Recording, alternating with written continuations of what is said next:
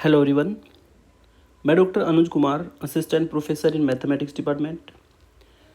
Students, last की videos lecture में हमने रिलेशन और उसकी classification, equivalence relation, partial order relation, ये सब चीज़ें हम डिस्कस कर चुके हैं।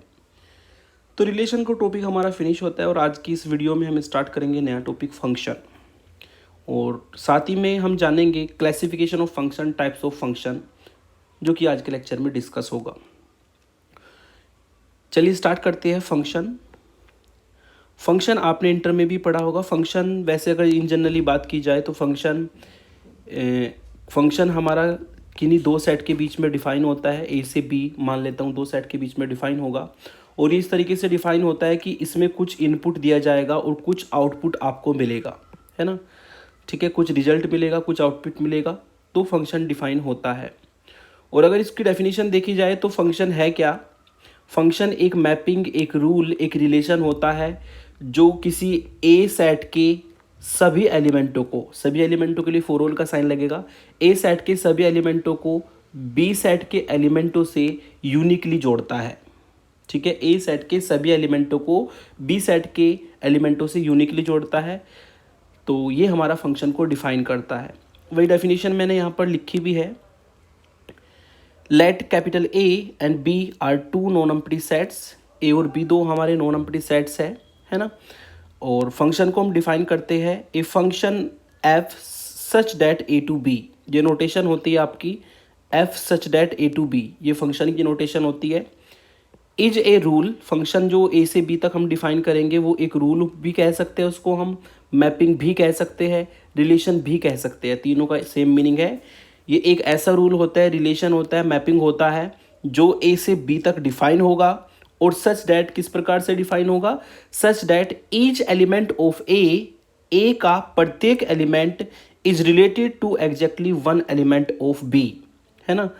ए का प्रत्येक एलिमेंट बी के एलिमेंटों से एग्जैक्टली एक एलिमेंट से रिलेट होगा या मैप होगा, है ना। इसमें यहाँ पर दो वर्ड मेन है। एक तो है ईच एलिमेंट ऑफ ए, यानी कि ए का जो ए सेट जो हमारे पास होगा उसका प्रत्येक एलिमेंट मैप होना है।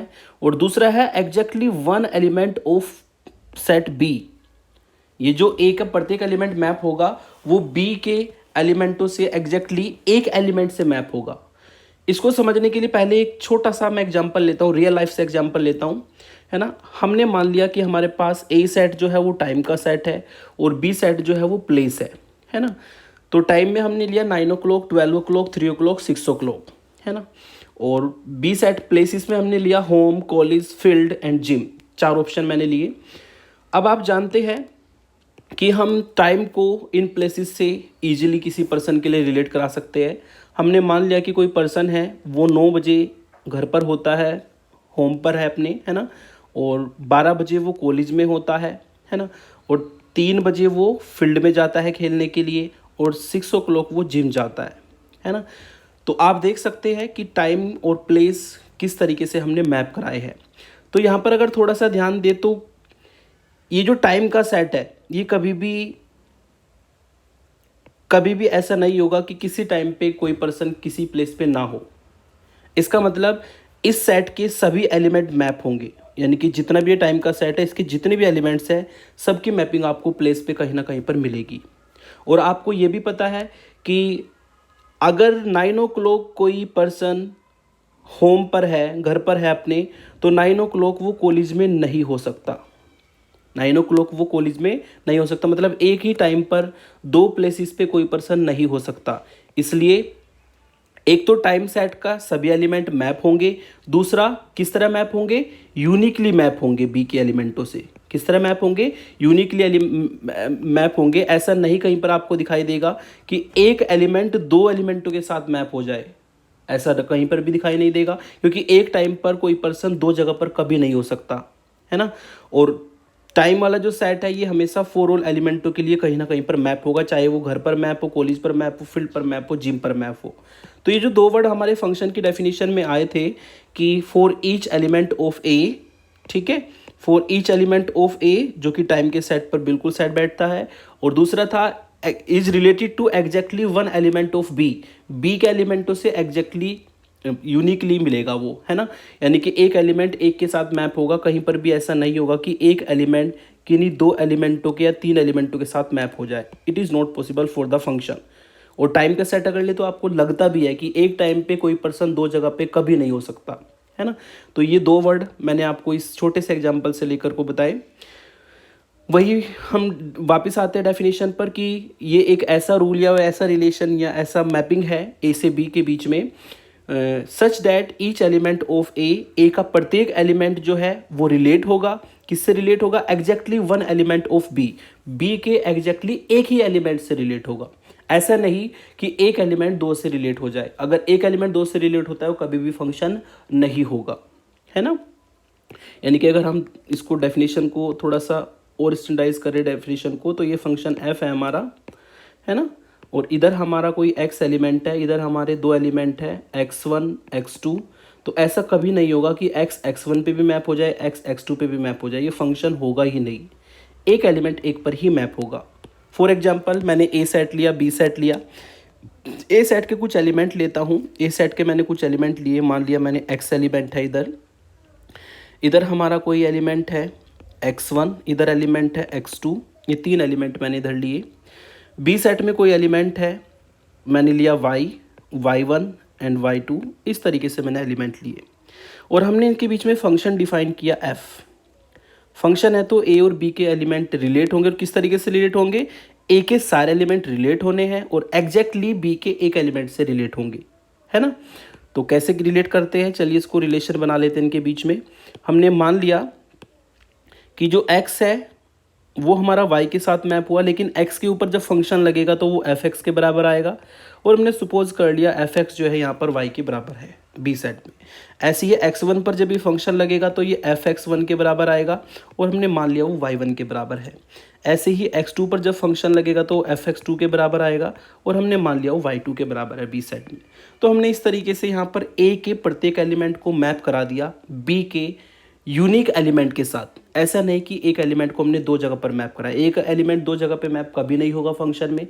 वही दो अंडरलाइन आपको रेड कलर से जो मैंने लिख रखी है वो आपको ध्यान देनी है कि ए के प्रत्येक एलिमेंट मैप होगा, रिलेट करेगा, और एग्जैक्टली एक ही एलिमेंट से रिलेट करेगा। ऐसा नहीं कि एक एलिमेंट दो से रिलेट कर जाए, यानी कि ये केस हमारा कभी भी नहीं बनता है। एक एलिमेंट दो एलिमेंटों से कभी भी रिलेट नहीं करेगा। यानी कि आपको दो ही बातें ध्यान में रखनी है फंक्शन को डिफाइन करते हुए, कि एक तो ए में कोई भी एलिमेंट ऐसा ना रह जाए जो कि मैप ना हो बी के एलिमेंटों के साथ, है ना। इधर कोई भी एलिमेंट खाली नहीं रहना चाहिए, ठीक है। एक तो आपको ये बात ध्यान रखनी है, अगर खाली रह गया तो फंक्शन नहीं होगा, क्योंकि for all each element of A लिखा हुआ है। दूसरा, कोई एक एलिमेंट दो एलिमेंटों के साथ मैप ना हो, अगर ऐसा होता है तब भी वो फंक्शन नहीं होगा, है ना। तो ये आपको दो चीज़ें ध्यान में रखनी है। इसको मैंने यहाँ पर एग्जांपल से बताया है। और ये जो हमारा इस केस में जो हमने फंक्शन डिफाइन किया वो डिफाइन किया है एफ ए से लेकर बी सेट के बीच में, है ना। और यहाँ पर ये जो ए सेट है इसको हम बोलते हैं फंक्शन का डोमेन, और ये जो बी सेट है इसको हम बोलते हैं फंक्शन का कोडोमेन, है ना। और आपने ये भी देखा कि अगर x कोई एलिमेंट हमारा a में बिलोंग करता है तो उसकी मैपिंग होने पर fx y के बराबर आएगा उधर, जो कि b सेट में बिलोंग करेगा, है ना। तो अगर x हमारा a सेट में बिलोंग करता है और ये fx इक्वल टू वाई हमारा b सेट में बिलोंग करता है, ये आपने ऊपर फिगर में भी दिख रहा होगा आपको, क्लियरली बिलोंग करते हैं। तो यहाँ पर हम ऐसा बोलते हैं कि अगर x हमारा y के साथ रिलेट करता है, मैप होता है, तो x के लिए ये जो y है ये कहलाएगा x के लिए इमेज, ठीक है। यानी कि अगर हम यहाँ पर इमेज ऑफ x की बात करें तो इमेज ऑफ x होगी, इमेज ऑफ x जो है वो होगी fx इक्वल टू वाई के बराबर, या इमेज जो x की होगी वो y इक्वल टू fx होगी, ठीक है। और अगर हम बात करें प्री इमेज की, तो अगर हम y की इधर इमेज देखें, प्री इमेज देखें, तो y की जो प्री इमेज है वो यहाँ पर x होगी। प्री इमेज ऑफ y वो होगी हमारी x के बराबर, ठीक है। मतलब अगर कोई एलिमेंट इधर से इधर मैप करता है तो वो उसकी इमेज कहलाएगी, है ना। और अगर उल्टा देखें तो ये एलिमेंट इसके साथ में मैप हुआ है, तो y2 के लिए जो x2 है ये प्री इमेज कहलाएगी। ठीक है, तो किसी फंक्शन में इमेज किसी एलिमेंट की और प्री इमेज को इस तरीके से डिफाइन कर सकते हैं। अब बात करते हैं रेंज ऑफ द फंक्शन की। किसी फंक्शन की रेंज क्या होती है ना। अब आपने यहाँ पर जो है ये तो क्लियर हो गया कि जो ए सेट है उसका तो एलिमेंट खाली नहीं रहेगा कभी भी। जो ए सेट हम लेते हैं फंक्शन में, ए सेट का कोई भी एलिमेंट खाली नहीं रहेगा बिना मैपिंग के।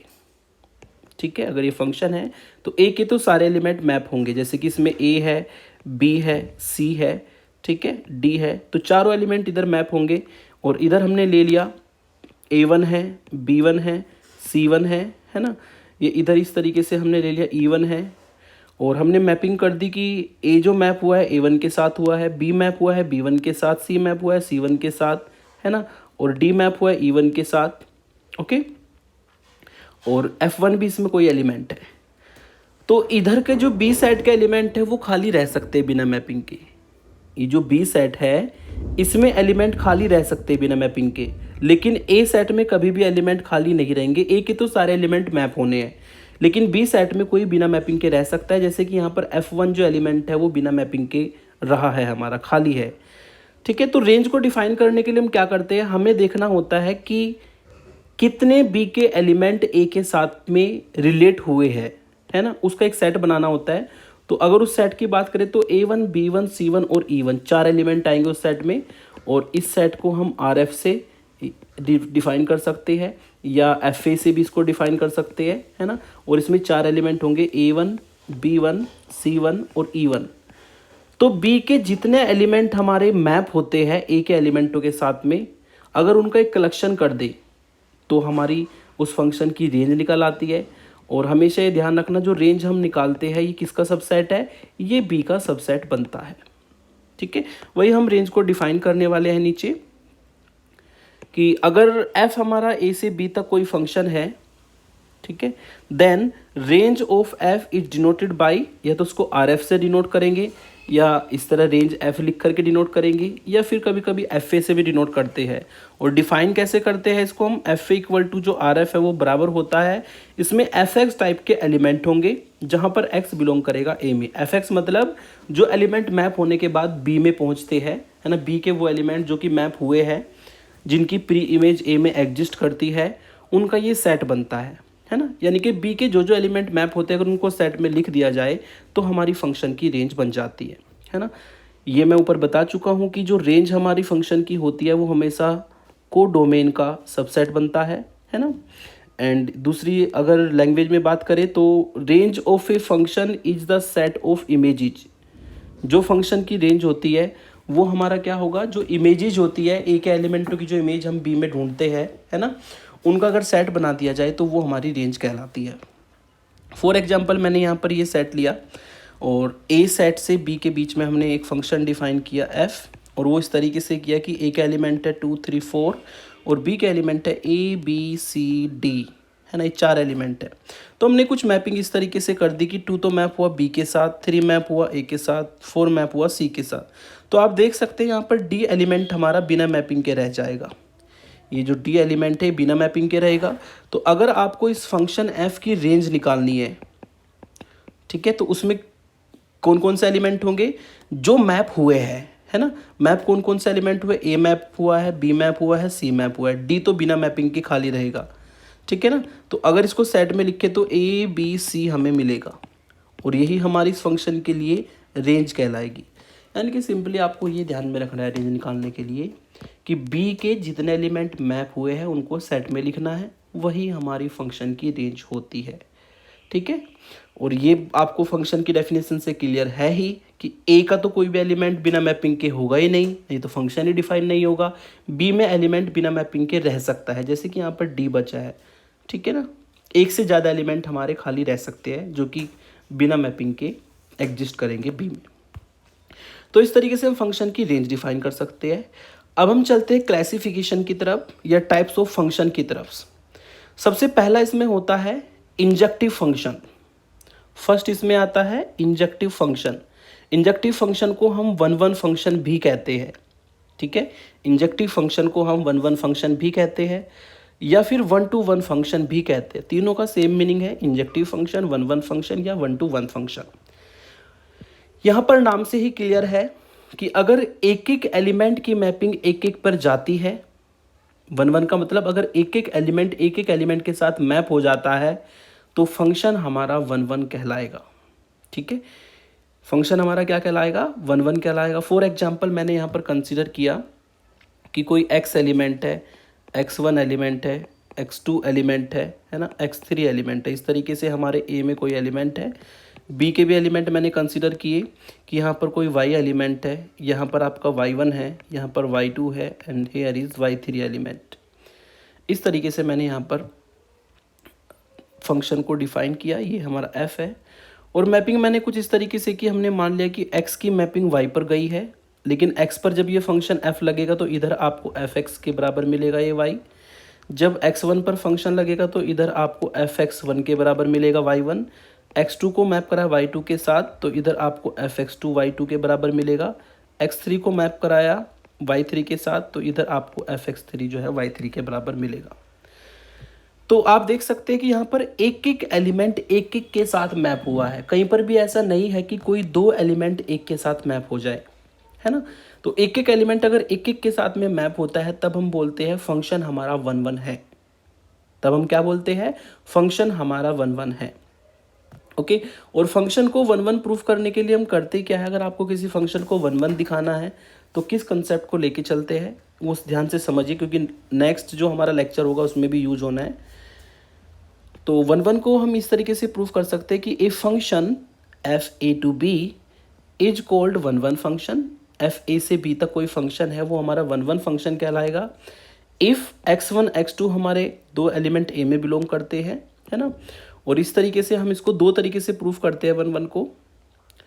पहला तरीका हमारा होता है कि अगर कोई दो एलिमेंट मैपिंग के बाद इक्वल है, अगर कोई दो एलिमेंट मैपिंग के बाद मतलब fx1 fx2 के बराबर है, यानी कि b के एलिमेंट है, और उसको सॉल्व करके आपने देखा और वहाँ पर दोनों एलिमेंट मैपिंग से पहले भी इक्वल आ गए, है ना। मतलब हम लेकर के चलेंगे कि वो मैपिंग के बाद इक्वल है, fx1 इक्वल टू fx2 है, और अगर वो इम्प्लाइज कर जाए x1 इक्वल टू x2 मतलब मैपिंग के पहले भी बराबर हो जाए, तब हम बोलते हैं फंक्शन हमारा वन वन है। या फिर ऑन द अदर हैंड इसको दूसरे तरीके से भी हम प्रूफ करते हैं। हम मान के चलते हैं कि दो एलिमेंट हमारे मैपिंग से पहले इक्वल नहीं है, दो एलिमेंट हमारे मैपिंग से पहले इक्वल नहीं है, और फंक्शन लगाने के बाद जो हमें एलिमेंट मिलेगा वो भी हमें इक्वल ना मिले। मतलब अगर कोई दो एलिमेंट मैपिंग से पहले इक्वल नहीं है और दिस इम्प्लाइज वो मैपिंग के बाद भी इक्वल नहीं है, ठीक है, तब इस केस में भी हम कहते हैं कि फंक्शन हमारा वन वन है। तो ये दो मेन तरीके हैं फंक्शन को वन वन दिखाने की। या तो आप लेकर के चलो दो एलिमेंट मैपिंग के बाद इक्वल है, उनको मैपिंग से पहले भी इक्वल दिखा दो। इधर लेके चलेंगे दो एलिमेंट मैपिंग से पहले इक्वल नहीं है तो वो बाद में भी मैपिंग होने के बाद भी इक्वल नहीं होंगे, ठीक है ना। ऑब्वियसली ये एलिमेंट जो मैपिंग लगने के बाद जाते हैं बी सेट में जाएंगे और ये एलिमेंट किस में जाएंगे? ए सेट में। ये एलिमेंट हम ए सेट के लेकर के चलेंगे, मैपिंग लगने के बाद किस में पहुंच जाएंगे? वे बी सेट में, ठीक है। वो बेसिक कंसेप्ट होता है फंक्शन का। तो इस तरीके से हम वन वन दिखा सकते हैं किसी मैपिंग को। इसके एग्जांपल लेते हैं, एग्जांपल से और भी क्लियर होगा। ध्यान रखना है तो दो बॉक्स मैंने बनाए हैं, दोनों इंपॉर्टेंट बॉक्स है। इन दोनों बॉक्स का हम यूज़ भी करेंगे, इसका और इसका। वन वन दिखाने के तरीके होते हैं। अगर किसी फंक्शन को वन वन दिखाना है तो ये दोनों में से कोई एक चूज़ करना होता है। नेक्स्ट एग्जांपल लेता हूँ मैं वन वन फंक्शन के लिए। हमारा ये फंक्शन है f such that r to r, मतलब रियल नंबर के सेट से रियल नंबर तक डिफाइन है। और इस प्रकार से फंक्शन है कि जो f(x) है वो ax प्लस b के बराबर है। f(x) किसके बराबर है? ax प्लस b के फंक्शन के बराबर है। तब हमें ये प्रूफ करना है कि ये जो फंक्शन है वन वन होगा। और इसको वन वन दिखाने के लिए, इस फंक्शन को वन वन दिखाने के लिए जो मैंने ऊपर कंसेप्ट बताया वो लगाएंगे। मैंने मान लिया कि दो एलिमेंट हमारे रियल नंबर है x1 x2 जो कि रियल नंबर में बिलोंग करते हैं, और हमने मान लिया कि ये दोनों एलिमेंट मैपिंग लगने के बाद बराबर है, fx1 जो है fx2 के बराबर है। तो जो मैपिंग की डेफिनेशन दी है ना, वो हम लगा देंगे यहाँ पर। मैपिंग की डेफिनेशन दी है आपको fx equal to a x plus b. तो अगर उसमें x की जगह पर x1 हम रखें तो हमें मिलेगा a x one plus b, x की जगह पर x2 रखें तो हमें मिलेगा a x two plus b. ठीक है, इसको सॉल्व करते हैं तो b से b कटेगा और b से b कटने पर आपको मिलेगा a x one equal to a x two. ऐसे ही a से a कट जाएगा तो फाइनली आपको मिलेगा x1 इक्वल टू x2। तो आपने यहाँ पर क्या देखा कि हम दो एलिमेंट मैपिंग के बाद इक्वल लेकर के चले थे, fx1 को हम fx2 के बराबर इक्वल लेके चले थे, है ना। और आपने इसको सिंप्लीफाई करके फाइनली ये भी गेट किया कि वो मैपिंग से पहले भी इक्वल है, वो मैपिंग से पहले भी कैसे है, इक्वल है। और अगर ये कंडीशन देखी जाए तो ये कंडीशन 1 1 फंक्शन की होती है, यानी कि ये फंक्शन हमारा 1 1 है। ठीक है, दूसरा एग्जांपल लेते हैं। एक फंक्शन मैंने लिया f जो रियल नंबर से रियल नंबर तक ही डिफाइन है, f r से r तक डिफाइन है और इसकी डेफिनेशन है fx equal to x square for all x belongs to r। ठीक है, हमें चेक करना है क्या ये फंक्शन 1 1 है या नहीं है। पहले फिगर से बात करते हैं। r से r तक डिफाइन है तो रियल नंबर में कुछ इस तरह के एलिमेंट होंगे, इधर भी रियल नंबर है तो रियल नंबर में कुछ इस तरीके के सेम एलिमेंट होंगे। हमने फंक्शन डिफाइन किया है दोनों सेट के बीच में f, और फंक्शन कुछ इस तरीके से है कि जो fx है, यानी कि किसी एलिमेंट पर अगर ये फंक्शन लगेगा तो ये उस x का स्क्वायर कर देगा, उस x का क्या कर देगा, स्क्वायर करेगा। ठीक है ना। तो यदि आप -2 के ऊपर इस फंक्शन को लगाएंगे तो -2 का स्क्वायर कर देगा। -2 का स्क्वायर किससे मैप होगा, 4 से। ऐसे ही -1 पर जब लगाएंगे तो -1 का स्क्वायर कर देगा, 1 से मैप होगा। ऐसे ही 0 पर जब लगाएंगे तो 0 का स्क्वायर 0 पर मैप होगा। ऐसे ही 1 आएगा, 1 का स्क्वायर 1 पे ही मैप होगा। और ऐसे ही 2 पर लगेगा तो 2 का स्क्वायर 4 पर मैप होगा। ठीक है, वैसे भी फिगर से अगर देखा जाए ये मैपिंग हमारी 1 1 नहीं है। 1 1 का मतलब है कि एक एलिमेंट एक के साथ मैप हो, लेकिन यहाँ पर आपने क्या देखा कि जो -2 है और 2 है दोनों के दोनों सेम एलिमेंट पर मैप हुए हैं 4 पर। इसका मतलब ये मैपिंग फिगर से भी 1 1 नहीं है। ऐसे ही -1 और 1 जो है दोनों 1 पर मैप होंगे। ऐसे ही -3 और 3 जो है 9 पर मैप होंगे। तो इस तरीके से आप फिगरली भी देख सकते हैं कि ये फंक्शन आपका 1 1 नहीं होगा, क्योंकि यहाँ पर दो एलिमेंट भी एक एक के साथ में मैप होते हैं। ओके, तो ये फंक्शन हमारा 1 1 नहीं है। देयरफॉर f इज नॉट 1 1, ये 1 1 नहीं है। और अगर डेफिनेशन से हम करें, तो डेफिनेशन से इसको कैसे समझ सकते हैं। डेफिनेशन से 1 1 दिखाने के लिए कंडीशन हमने ऊपर ली थी। हमने यहाँ पर लेट किया 1 1 दिखाने के लिए, अगर आप इस फंक्शन में x की जगह पर -2 रखते हैं तो -2 का होल स्क्वायर यानी कि 4 आएगा। अगर आप इस फंक्शन में x की जगह पर 2 रखते हैं तो 2 का होल स्क्वायर 4 आएगा, यानी कि दोनों इक्वल है। यानी कि हमने दो एलिमेंट ऐसे लिए जो कि मैपिंग के बाद इक्वल वैल्यू देंगे 4, यानी कि f-2 और f2 दोनों की वैल्यू सेम है बाय द डेफिनेशन। ठीक है, तो इसका मतलब ये हुआ कि जो f-2 है वो f2 के बराबर है, यानी कि दो एलिमेंट मैपिंग के बाद इक्वल है। लेकिन अगर मैपिंग से पहले देखें तो -2 कभी भी 2 के बराबर नहीं होगा, -2 कभी भी 2 के बराबर नहीं होगा। और इसका मतलब इसने जो हमारी कंडीशन होती है 1 1 की कंडीशन ये है कि अगर दो एलिमेंट मैपिंग के बाद इक्वल है तो उनको मैपिंग से पहले भी इक्वल होना पड़ेगा, तब 1 1 होता है। लेकिन यहाँ पर मैपिंग के बाद तो इक्वल थे, मैपिंग से पहले में एलिमेंट इक्वल नहीं होंगे। -2 कभी भी 2 के इक्वल नहीं होता। और इससे ये शो होता है कि जो f फंक्शन है f इज़ नॉट 1 1। f जो फंक्शन है यहाँ पर 1 1 नहीं होगा, यानी कि यहाँ पर इस फंक्शन में एक एलिमेंट से मैप कभी नहीं होगा। वो आपको मैंने फिगर से बताया और बाय द डेफिनेशन भी मैंने बताया। तो ये होता है 1 1 फंक्शन। नेक्स्ट लेते हैं मैनी वन फंक्शन। 1 1 तो क्लियर है कि एक एलिमेंट एक से मैप हो तो 1 1 फंक्शन। मैनी वन भी नाम से क्लियर है, अगर दो या दो से ज़्यादा एलिमेंट एक ही एलिमेंट पर मैप हो जाए तो वो मैनी वन फंक्शन होगा।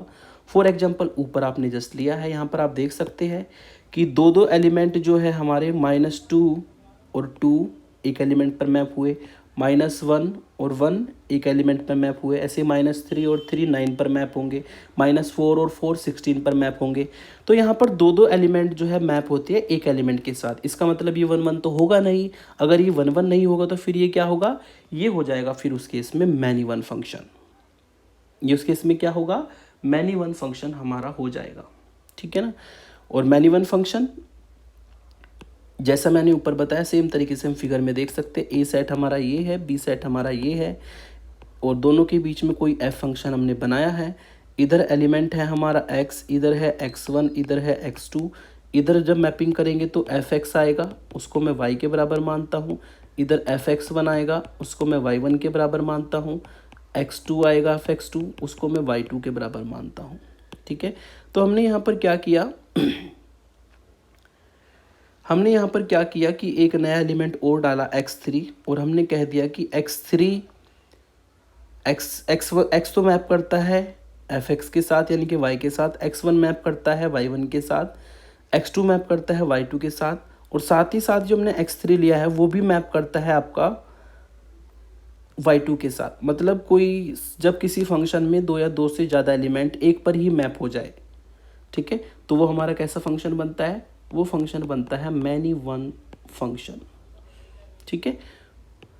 और अगर डेफिनेशन की बात करें मैनी वन फंक्शन की, a function f such that a to b is a many one function if x1 x2 belongs to a and, और हमने ये ले लिया कि वे दोनों के दोनों एलिमेंट जो है मैपिंग के बाद इक्वल है, x1 fx1 fx2 के बराबर है, ठीक है। लेकिन वो एलिमेंट मैपिंग से पहले इक्वल ना हो, वो एलिमेंट मैपिंग से पहले इक्वल ना हो, तब हम कहते हैं कि जो फंक्शन है हमारा वो मैनी वन होगा, ठीक है। फॉर एग्जाम्पल यहाँ पर आप देख सकते हैं, फिगर में भी मैंने बताया और इसको मैंने जस्ट ऊपर भी आपको बता दिया है।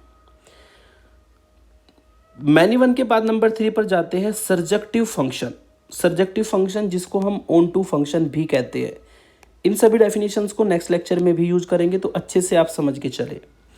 सर्जेक्टिव फंक्शन या ऑन टू फंक्शन कब होता है, सिंपली बात करें कि जो हमारा ए सेट है और बी सेट है उनके बीच में हम फंक्शन डिफाइन कर सकते हैं एफ, है ना। और इधर मैंने लिए element x a b c, इधर मैंने एलिमेंट ले लिया मान लीजिए एफ एक्स, है ना, जो कि वाई के बराबर है, और इधर मैंने एलिमेंट ले लिया ए की मैपिंग कर दी हमने एफ ए के साथ जो कि a1 के बराबर है, b की मैपिंग कर दी fb के साथ जो कि b1 के बराबर है, c की मैपिंग कर दी fc के साथ जो कि c1 के बराबर है। तो ये होता है हमारा डोमेन और इसको हम कहते हैं इधर कोडोमेन। तो फिगरली अगर देखा जाए कोई फंक्शन ऑन टू कब होता है, कोई फंक्शन ऑन टू तब होता है यदि कोडोमेन का कोई भी एलिमेंट बिना मैपिंग के ना रहे, मतलब कोई भी एलिमेंट खाली नहीं होना चाहिए, ठीक है। क्योंकि मैंने आपको बताया था ऊपर कि कोडोमेन का कोई भी एलिमेंट खाली रह सकता है। जैसे कि मैंने यहाँ पर D1 ले लिया तो D1 बिना मैपिंग के रह जाएगा, है ना। तो अगर इस कोडोमेन का कोई भी एलिमेंट बिना मैपिंग के खाली नहीं है, सब पर मैपिंग हो रखी है, तो फंक्शन हमारा ऑन टू होता है। फंक्शन कैसा होता है, ऑन टू, यानी कि आप ऐसा समझ सकते हैं कि ऑन टू दिखाने के लिए हम इधर का कोई एलिमेंट लेकर के चलेंगे y जो कि b में बिलोंग करेगा, और इसके कोरस्पोंडिंग इधर एक ऐसा एलिमेंट हम एग्जिस्ट कराएंगे, there exist x belongs to a। इस तरीके से x को a में एग्जिस्ट कराएंगे कि fx जो है वो y के बराबर आए। fx किसके बराबर आए, y के बराबर आए। मतलब इसका मतलब ये है कि इधर का जो एलिमेंट लेके चलेंगे उसकी प्री इमेज इधर है। अगर उसकी प्री इमेज है इसका मतलब वो मैप हो रखा है, और मैप हो रखा है तो इसका मतलब सभी एलिमेंट्स हमारे सेट के जो है ए सेट के वो बी के सभी एलिमेंटों के साथ मैप है ना। बी के सभी एलिमेंटों के साथ मैप है, यानी कि बी का कोई भी एलिमेंट ऐसा नहीं है जो कि बिना मैपिंग के रह गया हो, उसके सारे एलिमेंट मैप हो रखे हैं बी के, तब हम बोलते हैं मैपिंग हमारी ऑन टू है। और इसको हम मैथमेटिकली अगर प्रूफ करेंगे तो कैसे प्रूफ करेंगे, ठीक है, इसका हम नेक्स्ट लेक्चर में भी यूज़ करेंगे, समझ के चलिएगा आप। ए फंक्शन एफ जो है वो ए से बी तक कोई फंक्शन है, is called onto function, इसको हम ऑन टू फंक्शन कहते हैं। इफ़ कब कहेंगे ऑन टू फंक्शन, कि बी का अगर हम कोई भी एलिमेंट ले, for all y belongs to B, अगर कोई भी एलिमेंट वाई टाइप का बी में बिलोंग करता है तो उसके कोरस्पोंडिंग देयर एग्जिस्ट, ये सिंबल होता है आपका देयर एग्जिस्ट का, इसको आप ऐसे भी लिख सकते हो देयर एग्जिस्ट, वहाँ पर एग्जिस्ट कर जाए, है ना। देयर एग्जिस्ट एन एलिमेंट, एक एलिमेंट ऐसा एग्जिस्ट करे जिसको आप एक्स का नाम दे, और वो एक्स किस में बिलोंग करेगा, ए में। मतलब बी के सभी एलिमेंटों के लिए ए में कम से कम एक एलिमेंट एक्स टाइप का इस तरीके से एग्जिस्ट करना चाहिए कि आपने उस एक्स पर मैपिंग लगाई हो और वो वाई के बराबर आए, एफ एक्स किसके बराबर आए, वाई के बराबर आए। मतलब इस वाई की प्री इमेज हमें ए में मिलनी चाहिए, तब हम कहते हैं फंक्शन ऑन टू है, और तब हम बोलेंगे कोडोमेन के सारे एलिमेंट मैप है, और तभी हम कहेंगे कि फंक्शन हमारा जो है ऑन टू कंडीशन को सेटिस्फाई करता है। और यहाँ पर मैंने नीचे लिखा भी है कि each element of codomain have pre image at least one, कम से कम एक प्री इमेज तो प्रत्येक एलिमेंट, कोडोमेन के प्रत्येक एलिमेंट की कम से कम एक प्री इमेज तो होनी चाहिए, ठीक है। फॉर एग्जाम्पल, एक एग्जाम्पल मैंने कंसिडर किया, और एग्जाम्पल मैंने लिया एक फंक्शन लिया जो कि r से r प्लस तक है। r से r प्लस का मतलब ये होगा कि इधर तो लेंगे हम रियल नंबर का सेट जिसमें सारे रियल नंबर आ जाएंगे, नेगेटिव पॉजिटिव सब आएंगे, लेकिन इधर जो कोडोमेन हमें लेना है उसमें केवल पॉजिटिव रियल नंबर लेने हैं। r plus is the set of positive real number, और एक फंक्शन हमने यहाँ पर डिफाइन किया, और वो फंक्शन है f x equal to x square की फॉर्म का, ठीक है। हमें चेक करना है क्या ये फंक्शन यहाँ पर हमारा ऑन टू होगा। फिगर से देखते हैं पहले, है ना। अगर फिगर से देखें तो इधर हमने आर सेट लिया, इधर हमने आर प्लस सेट लिया। आर सेट है तो उसमें निगेटिव पॉजिटिव सारे एलिमेंट आएंगे, -2 -1 0 1 2 सब तरीके से मैंने डॉट डॉट करके लिख रखा है यहाँ पर, है ना। इधर भी बहुत सारे एलिमेंट होंगे, इधर भी बहुत सारे एलिमेंट होंगे। इधर आर प्लस सेट है, आर प्लस का मतलब केवल पॉजिटिव रियल नंबर होंगे, पॉजिटिव रियल नंबर है तो 0 से स्टार्ट होकर के इन्फाइनाइट तक सारे एलिमेंट इसमें आ जाएंगे पॉजिटिव, ठीक है ना। तो फिर हमने यहाँ पर f x equal to x square function की डेफिनेशन यूज़ की। तो एक्स स्क्वायर है, एक्स स्क्वायर का मतलब अगर ये किसी भी एलिमेंट पर फंक्शन लगेगा तो ये उसका स्क्वायर कर देगा, किसी एलिमेंट पर अगर ये फंक्शन लगेगा तो उसका क्या कर देगा, स्क्वायर कर देगा, है ना। तो ऐसे ही अगर आपने -2 पर ये फंक्शन लगाया तो -2 का स्क्वायर 4 बन जाएगा, और 2 का स्क्वायर आपका करे तो वो भी 4 बनेगा। -1 का स्क्वायर करेंगे तो 1 आएगा, और 1 का स्क्वायर भी हमारा 1 आएगा। 0 का स्क्वायर करेंगे 0 आएगा, है ना। ऐसे ही इधर अगर मैं ले लूँ कोई एलिमेंट, मैंने सपोज किया इधर कोई √2 एलिमेंट, √2 का अगर स्क्वायर करेंगे तो 2 आएगा, यानी कि √2 की इमेज हो जाएगी 2। तो आप देख सकते हैं कि इस तरीके से हमारे जितने भी R प्लस एलिमेंट में, जितने भी R प्लस सेट में एलिमेंट होंगे सारे के सारे मैप हो जाएंगे, कोई भी एलिमेंट इधर खाली नहीं रहेगा, है ना। कुछ एलिमेंट्स मैंने आपको मैप करा के दिखाए हैं, है ना। सभी के सभी एलिमेंट मैप हो जाएंगे R प्लस के, और इसका मतलब ये फंक्शन ऑन टू है। इसका मतलब ये कैसा फंक्शन है, ऑन टू फंक्शन है। और बाय द डेफिनेशन अगर चले, जो डेफिनेशन ऊपर यूज़ की है हमने, है ना, ऑन टू दिखाने की डेफिनेशन ये होती है कि हमें एक एलिमेंट को डोमेन का मानना होता है, वो हमने मान लिया कि y है, for all y belongs to R plus, है ना। और हमने ये भी कंसिडर किया कि for all y belongs to R plus there exist an element, वहाँ पर एक एलिमेंट ऐसा एग्जिस्ट करता है जिसको हमने x का नाम दिया, जो बिलोंग करेगा R सेट में, डोमेन में, सच डैट इस प्रकार से करेगा कि जो एफ एक्स है वो y के बराबर होगा, और एफ एक्स वाई के बराबर, एफ एक्स की वैल्यू रख देंगे एक्स स्क्वायर वाई के बराबर होगा, और इसका मतलब x हमारा √y के बराबर होगा। x हमारा किसके बराबर होगा, ±√y के बराबर होगा, है ना।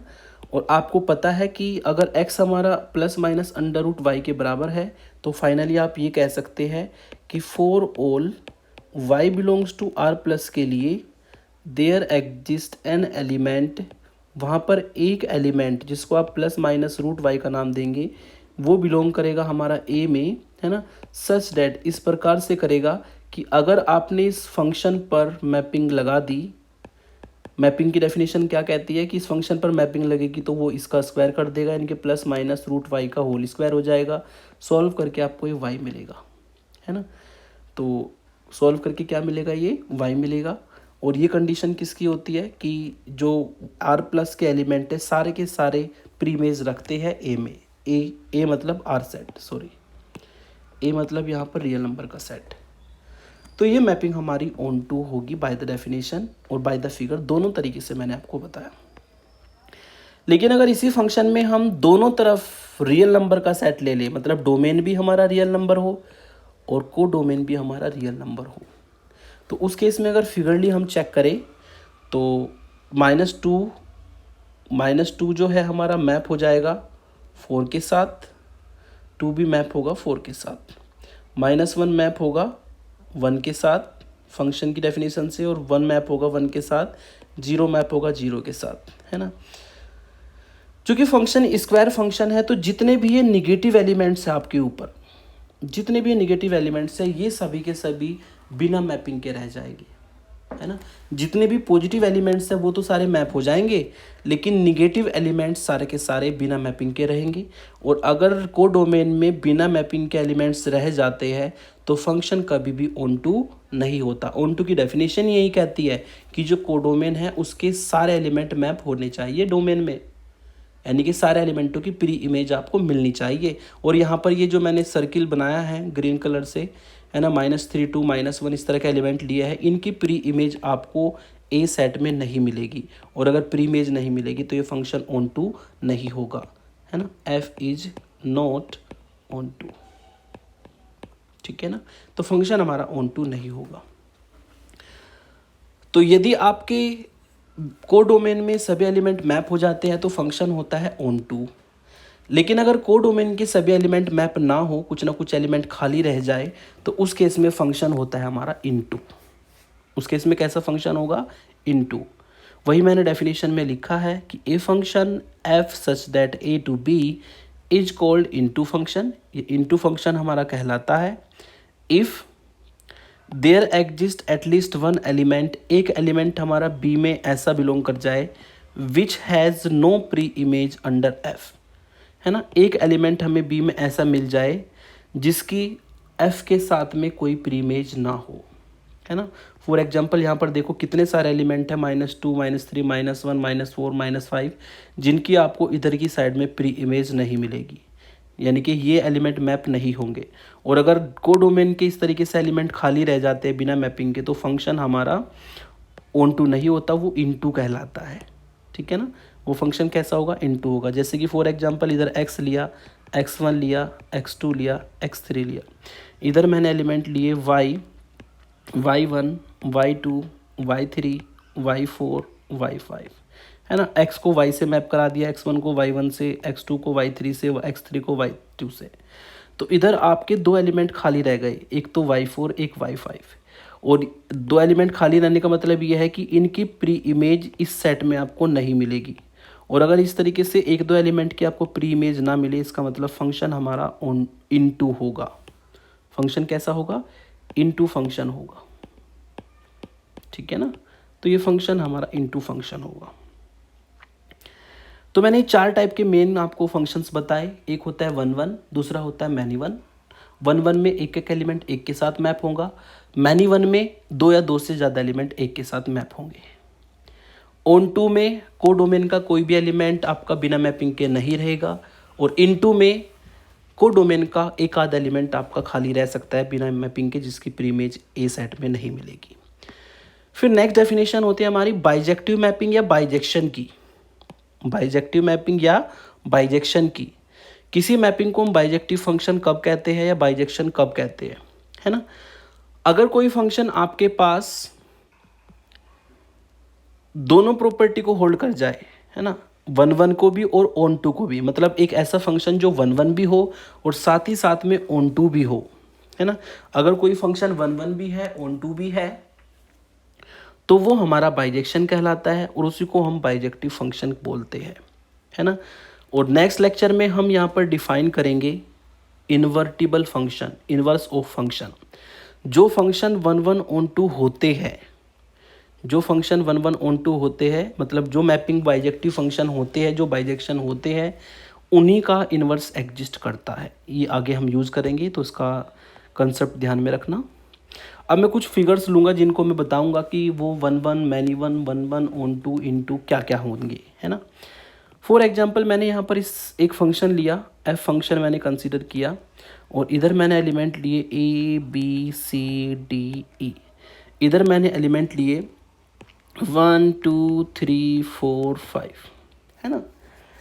तो हमने ए को 2 से मैप कराया, बी को 1 से, सी को 5 से, ई को 3 से और डी को 4 से। इस तरीके से हमने मैपिंग कराई। तो आप यहाँ पर देख सकते हैं कि एक एक एलिमेंट एक एक के साथ में मैप हुआ है। इसका मतलब ये फंक्शन कैसा है, 1 1 फंक्शन होगा। और आप ये भी देख सकते हैं कि कोडोमेन में कोई भी एलिमेंट बिना मैपिंग के नहीं है, सबकी आपको प्री इमेज ए सेट में मिलेगी। अगर ये ए सेट है, ये बी सेट है, तो बी के सभी एलिमेंटों की प्री इमेज आपको ए सेट में देखने को मिलती है, क्योंकि सारे एलिमेंट मैप हो रखे हैं। इसका मतलब ये 1 1 भी है फंक्शन और साथ में ये ऑन 2 भी है ना। और यही होता है हमारा 1 1 ऑन 2 फंक्शन। नेक्स्ट में लेता हूँ मैं, इस तरीके से मैंने एग्जांपल लिया, ये फंक्शन है एफ, है ना, ये सेट है ए, ये सेट है बी। इधर मैंने लिया ए बी सी डी ई। इधर मैंने एलिमेंट लिया 1 2 3 4, है ना। ये 4 एलिमेंट लिए मैंने। तो हमने मैपिंग कराई, ए को हमने 1 से मैप करा दिया, बी को हमने 2 से मैप कराया, सी को भी हमने 2 से मैप कराया, है ना। और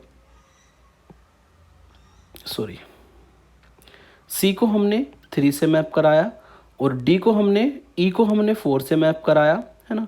और ऐसे ही इधर मान लेता हूँ मैं 5 एलिमेंट भी है, 6 भी है, 7 भी है, और डी को हमने मैप करा दिया 6 से। ठीक है, तो आप यहाँ पर अगर देखें तो एक एक एलिमेंट एक एक के साथ में मैप हुआ है। तो इसका मतलब ये फंक्शन 1 1 तो है, लेकिन ये फंक्शन ऑन 2 नहीं होगा, क्योंकि यहाँ पर 2 एलिमेंट ऐसे हैं 5 और 7 कोडोमेन के, जिनकी प्री इमेज हमारी ए सेट में बिलोंग नहीं करेगी। इसकी प्री इमेज एग्जिस्ट नहीं करती है, मतलब दोनों एलिमेंट बिना मैपिंग के खाली रह गए हैं, और ये फंक्शन आपका 1 1 होगा और साथ में कैसा होगा, इन 2 होगा। फिर हम चलते हैं नेक्स्ट, कुछ एग्जांपल लेते हैं। एक फंक्शन मैंने यहाँ पर बनाया, ये ए सेट है, ये बी सेट है। इसमें एलिमेंट्स लिए मैंने ए बी सी डी ई। इधर मैंने एलिमेंट लिए 1 2 3 4। ए की मैपिंग की 2 के साथ, बी की 1 के साथ, सी की 3 के साथ, डी की 3 के साथ और ई की 4 के साथ। तो यहाँ पर आप देखते हैं कि 2 एलिमेंट एक के साथ मैप हुए हैं। इसका मतलब ये फंक्शन 1 1 नहीं है, और अगर ये 1 1 नहीं है तो ये फंक्शन कैसा होगा, मैनी 1 होगा। और साथ में अगर देखें तो बी का कोई भी एलिमेंट खाली नहीं है, मतलब बी के सारे एलिमेंटों की प्री इमेज एग्जिस्ट करती है ए में। इसका मतलब ये ऑन 2 भी है, तो ये डेफिनेशन हो जाएगी मैनी 1 ऑन 2 फंक्शन की। This is our many 1 on 2 function. Fourth last example लेते हैं। हमने सेम तरीके से एक फंक्शन डिफाइन किया एफ, ए से बी के बीच में, है ना।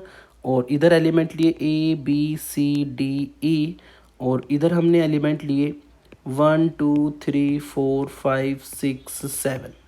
ठीक है, हमने यहाँ पर ए को मैप कराया 2 के साथ, बी को भी मैप कराया 2 के साथ, सी को 1 के साथ, डी को 3 के साथ, है ना, ई को भी 3 के साथ। तो आप देख सकते हैं कि यहाँ पर 2 एलिमेंट एक के साथ में मैप हुए हैं। 2 एलिमेंट ऐसे हैं जो एक के साथ में मैप हुए, इसका मतलब ये 1 1 नहीं होगा। 1 1 नहीं होगा तो ये फिर हमारा मैनी 1 होगा।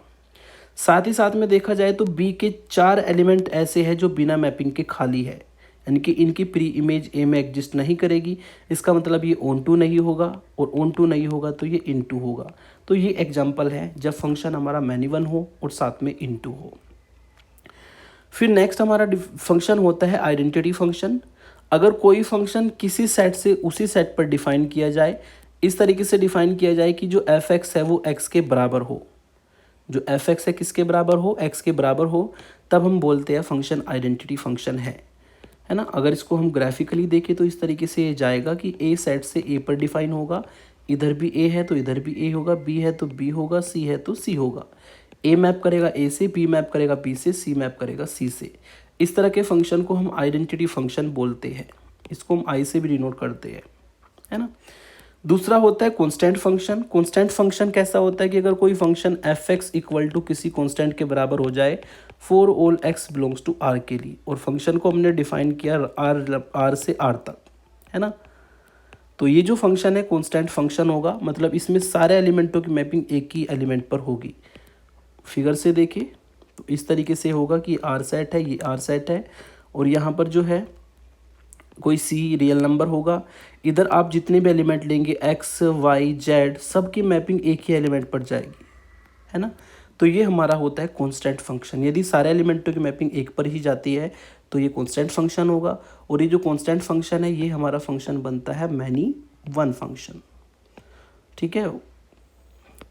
फिर आती है रियल फंक्शन या रियल वैल्यूड फंक्शन। ये तो नाम से ही क्लियर है कि अगर किसी फंक्शन को हम रियल नंबर के सेट से रियल नंबर पर डिफाइन करें, और सिंपल सी बात है इनपुट और आउटपुट दोनों ही रियल नंबर होंगे, तो इस केस में जो हमारा फंक्शन डिफाइन होता है वो रियल फंक्शन या रियल वैल्यूड फंक्शन कहलाता है। तो आज का मेन कंसेप्ट था वन वन का, ऑन टू का, मैनी वन का, इन टू का। इन्हीं सब कंसेप्ट को यूज़ करते हुए हम नेक्स्ट लेक्चर में सीखेंगे किसी फंक्शन का इन्वर्स कब एग्जिस्ट करता है और कैसे हम किसी फंक्शन का इन्वर्स फाइंड कर सकते हैं। Thank you for